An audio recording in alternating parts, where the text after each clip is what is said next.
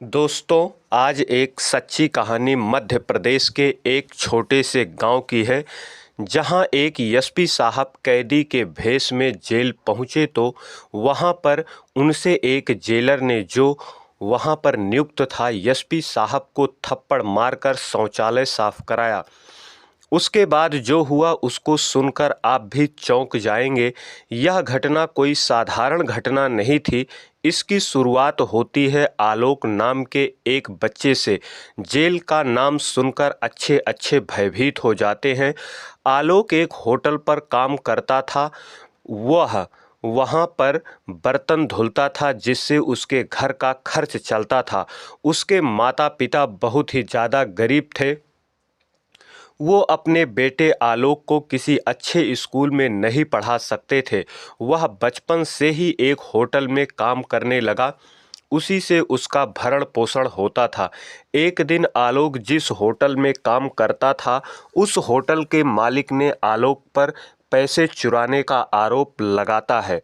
जब आलोक ने बताया, मैं बहुत गरीब हूँ, मैं काम करके अपने परिवार का किसी तरह भरण पोषण करता हूँ, मैं पैसे नहीं चुराता हूँ, मेरे ऊपर आप शक ना करें भैया। लेकिन इसके पीछे की सच्चाई कुछ और थी। पैसा आलोक नहीं बल्कि होटल मालिक का बेटा रोहित चुराता था।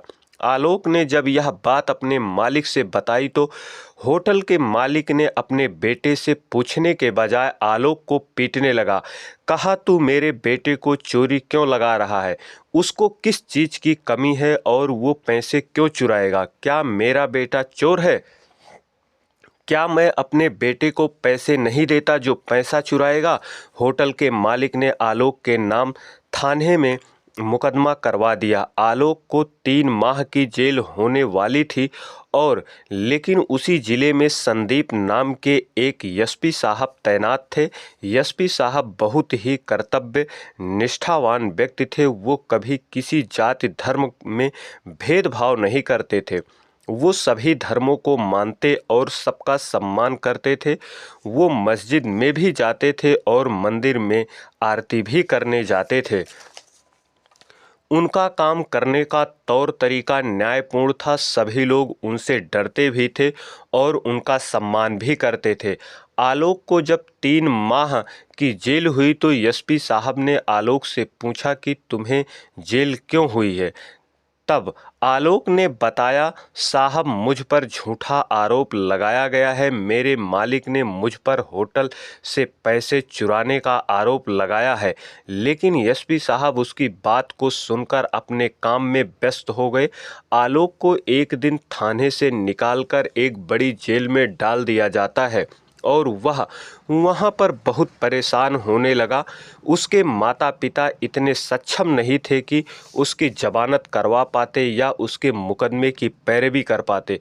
आलोक अपने माता पिता के इकलौता बेटा था। कमाने वाला भी आलोक अकेला ही था।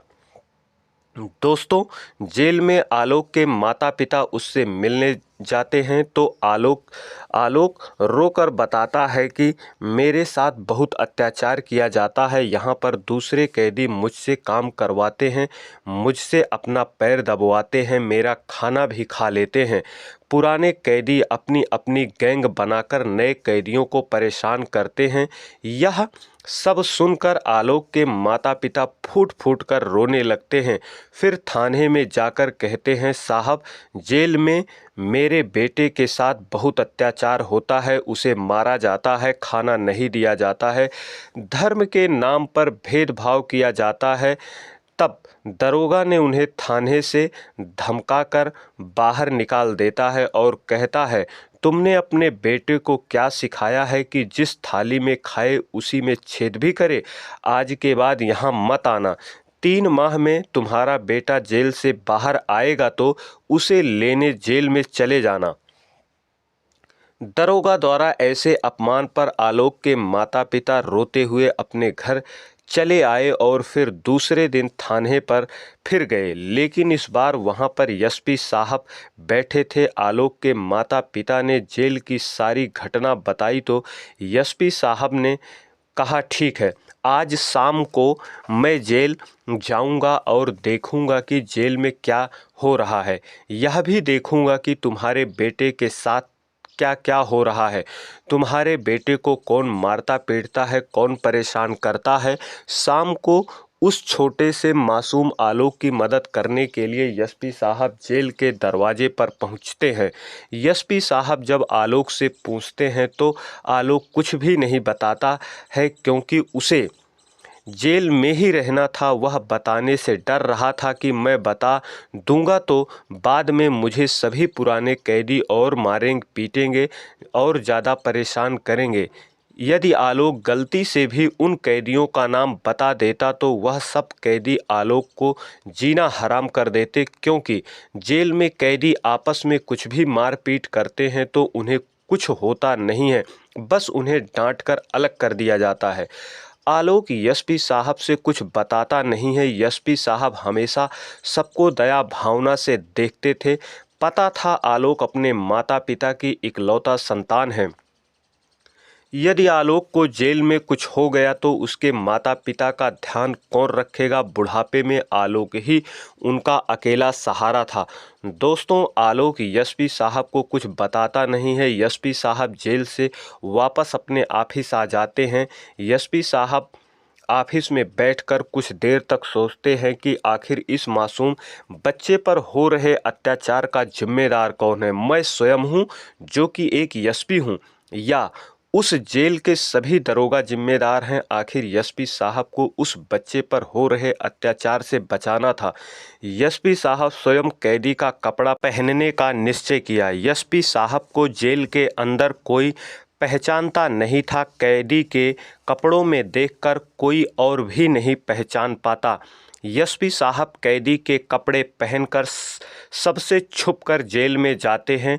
नया कैदी देखकर वहां के दरोगा कहते हैं, तू किस केस में आया है? चल, अगर आ गया है तो पहले मेरी सेवा कर।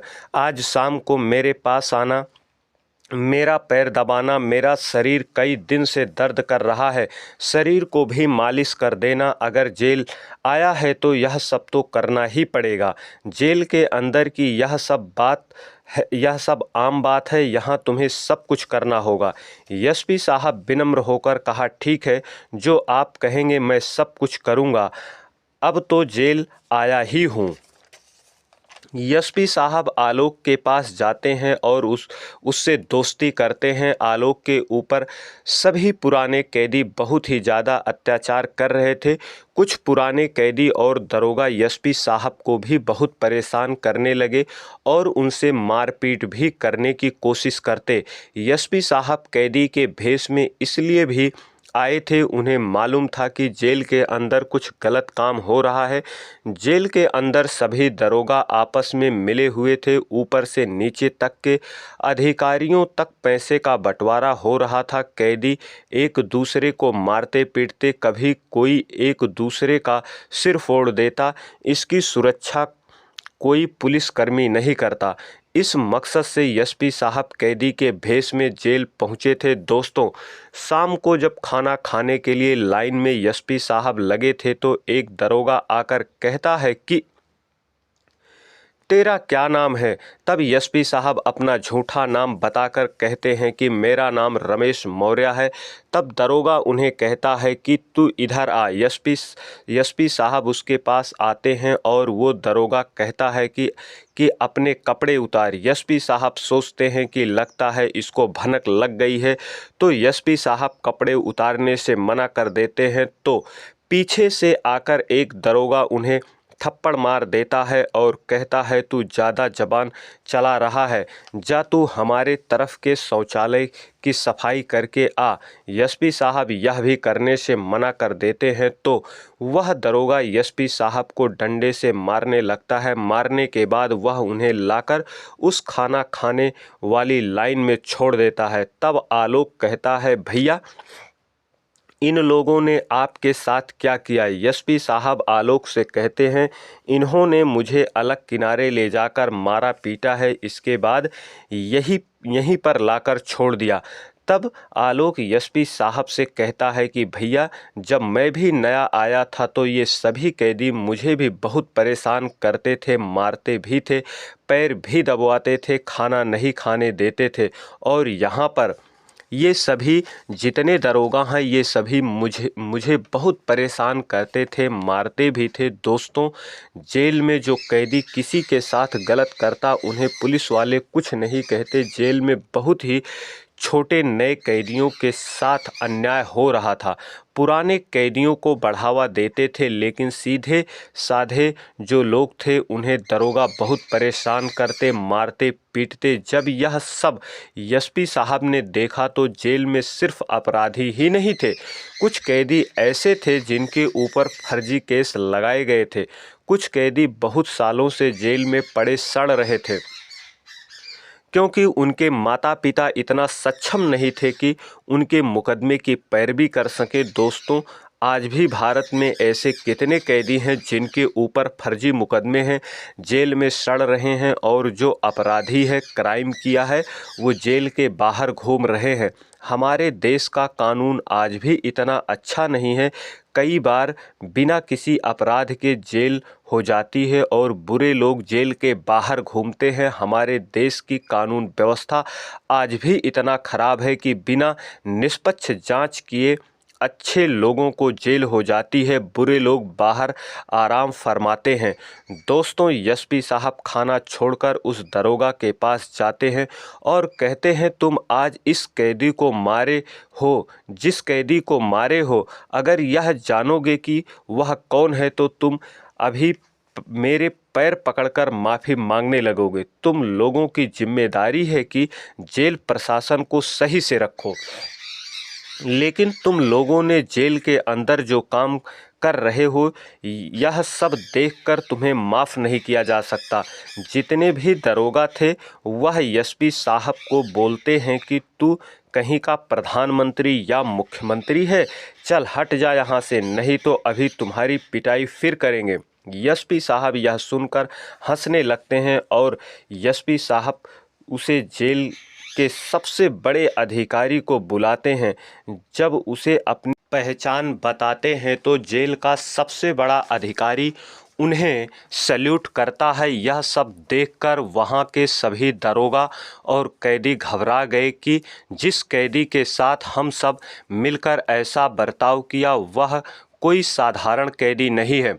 एसपी साहब उन सबको जब अपनी असली पहचान बताते हैं तो वो सभी साहब के पैर पकड़कर माफ़ी मांगने लगते हैं। जितने भी दरोगा थे एसपी साहब से माफ़ी मांगने लगे, साहब मुझे माफ़ कर दीजिए, मुझे नहीं मालूम कि आप एसपी साहब हैं।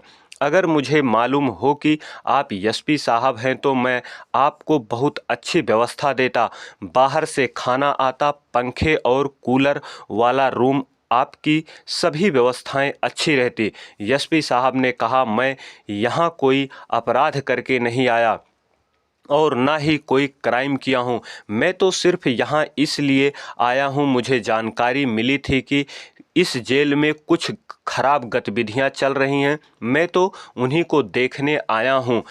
जितने नए कैदी हैं उनके साथ अत्याचार हो रहा है, उन्हें मारा पीटा जा रहा है, तुम सभी जेल में मिलकर छोटे कैदी को परेशान कर रहे हो। यह सुनकर सभी दरोगा एसपी साहब से माफ़ी मांगने लगते हैं। जेल के अधिकारी भी एसपी साहब से माफ़ी मांगते हैं, साहब हमें माफ़ कर दीजिए, हमें नहीं मालूम कि आप एसपी साहब हैं। तब एसपी साहब कहते हैं, आप लोग चाहते क्या हो? यहाँ पर लोग सुधारने आते हैं, ना कि गलत काम करने। जेल का उद्देश्य यही होता है कि लोग समझ सकें कि घर की ज़िंदगी और जेल की ज़िंदगी में क्या फ़र्क होता है। जेल से बाहर जाने के बाद लोग अपने जीवन को कैसे सुधारें। तुम लोग जेल में कैदी के साथ गलत बर्ताव कर रहे हो, पुराने कैदी भी गलत कर रहे हैं, तुम्हें उनको सुधारना चाहिए, तुम उन्हें बढ़ावा दे रहे हो। क्या इस तरह अपराध कम होगा? हमारा देश ऐसे महान बनेगा? तुम लोग और बर्बाद कर रहे हो। तुम लोग उनके साथ ऐसा काम करोगे तो वह बाहर जाकर क्या कहेंगे लोगों से। सभी दरोगा एसपी साहब से माफ़ी मांगने लगते हैं। जेल के जितने अधिकारी और दरोगा थे उन्हें एसपी साहब सस्पेंड करा देते हैं। जेल के माहौल को ख़राब करने में वे सभी जेल के अधिकारी और दरोगा थे जो उन सभी को बढ़ावा दे रहे थे, उनको सपोर्ट कर रहे थे। एसपी साहब के साथ जो आलोक था वो एसपी साहब से नमस्ते करने लगता है और कहता है, साहब अगर आप नहीं आते तो हमारे जैसे कितने मासूम के साथ अन्याय किया जाता और किया भी जा रहा था। क्योंकि एसपी साहब को मालूम था कि आलोक अपराधी नहीं है, उसे फर्जी मुकदमे में फंसाया गया है। एसपी साहब कैदी के भेष में जेल आने से पहले होटल के मालिक के बेटे से जानी थी कि पैसे आलोक नहीं बल्कि मालिक का बेटा खुद चुराता था, क्योंकि उसे गेम खेलने की आदत पड़ गई थी। गेम में वह पैसे लगाकर खेलता था, लेकिन भगवान किसी न किसी रूप में मदद करता है और आलोक के लिए एसपी साहब भी उसी रूप में मददगार बने थे। ऐसे कितने बेगुनाह जेल में थे जो एसपी साहब को देखकर खुश हो जाते हैं, लेकिन अब ये कहेंगे कि एसपी साहब उन सभी बेगुनाहगार को वहाँ से छुड़ा क्यों नहीं देते। दोस्तों, उन्हें छुड़ाने के लिए सबूत चाहिए और हमें सबूत नहीं मिल पाता है। इस वजह से उन्हें बिना कोई अपराध किए बिना जेल में रहना पड़ता है। एसपी साहब के ऐसा करने पर पूरे शहर में बहुत चर्चा हुई। दोस्तों, कहानी जैसी भी लगी हो हमें कमेंट बॉक्स में ज़रूर बताएं।